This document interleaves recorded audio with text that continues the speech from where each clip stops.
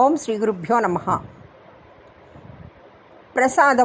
ప్రసాదంలోని అంతరార్థం ఇవాల్టి ముఖ్య విషయంగా మనం చెప్పుకుందాం. ఎవరైనా గుడికి వెళ్ళొచ్చాం అంటే ప్రసాదం ఏది అని టక్కున అడుగుతాం. ప్రసాదం కోసమే గుడికి వెళ్ళే వాళ్ళు కూడా కొందరు ఉంటారు. ప్రసాదం అంటే రుచికరమైన ఆహార పదార్థమే కాదు, అదొక విశిష్టమైన దైవ పదార్థం కూడా. మన హిందూ సాంప్రదాయం ప్రకారం దేవుడికి సమర్పించే నైవేద్యాన్ని భక్తులకు ప్రసాదంగా అందిస్తారు. హిందూ మతంలో ఈ ప్రసాదానికి ఎంతో ప్రాముఖ్యం ఉంది. ఆ ప్రాముఖ్యత ఏంటో ఓసారి చూద్దాం. పవిత్రమైన ఆహార పదార్థాన్ని దేవుడి ముందు ఉంచటం ద్వారా అది అమృతంగా మారి ప్రసాదం అవుతుంది. అలా దేవుని ఎదుట ఉంచిన పరమ పవిత్రమైన ఈ ప్రసాదం దైవ భక్తిని పెంపొందించడంతో పాటు మానవుని ఆలోచనని కూడా పవిత్రతతో ఉంచుతుంది. ఇంకా మనిషిలోని ప్రతికూల స్పందనలను కూడా పారదోలి వేస్తుంది, సానుకూల స్పందనను కలిగిస్తుంది. అంతేకాకుండా పవిత్రమైన ప్రసాదాన్ని నలుగురికి పంచడం ద్వారా ఇతరులతో సత్సంబంధాలు మెరుగవుతాయని, ఎలాంటి పూజా కార్యక్రమం అయినా ప్రసాదం లేకుండా పూర్తి కాదు. కాబట్టి దేవుడికి ఏం నివేదించాలో తెలియనప్పుడు ఒక చిన్న పండును ఉంచినా అది ప్రసాదంగా మారుతుంది అని పూజారులు సైతం చెప్తారు. ప్రసాదాన్ని కొంతమంది ఔషధంగా భావిస్తుంటారు. ప్రసాదం తీసుకోవడం వల్లే వ్యాధులు నయం అయ్యాయి అని భావించే వాళ్ళు కూడా ఉన్నారు.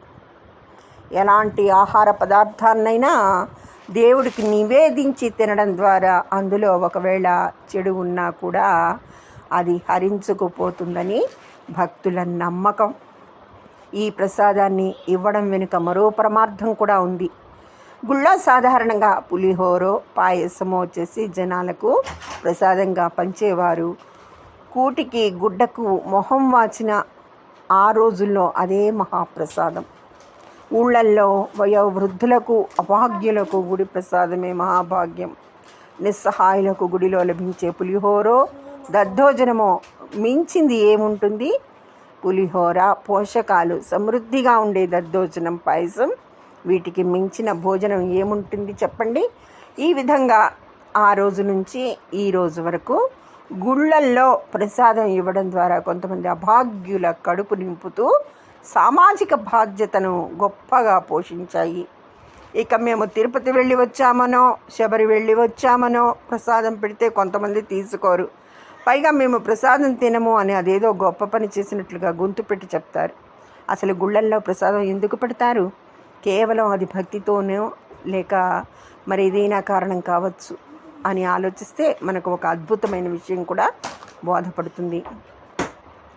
మరే వ్యవస్థలో లేని సోషలిజం మనకు ఈ ప్రసాద వితరణలో కనపడుతుంది. అదేదో ఊరికే నైవేద్యం పెట్టి మనం లాగించేయడానికి కాదు అనే తత్వం బోధపడుతుంది. ఒక ఊరిలో ఉండే ప్రజలందరూ మంచి పౌష్టికాహారం తీసుకునే స్థితిలో ఉండరు.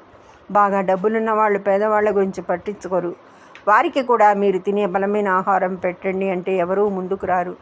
అదే దేవుడికి ప్రసాదం చేయించండి మీకు పుణ్యం వస్తుంది అంటే సంతోషంగా ఒప్పుకుంటారు. అలా చేయించిన పౌష్టికాహారాన్ని దేవుడికి నైవేద్యం పెట్టి ప్రసాదం పేరుతో అన్ని వర్గాల వారికి అందించడం ప్రసాద వితరణ వెనుక ఉన్న అసలు రహస్యం.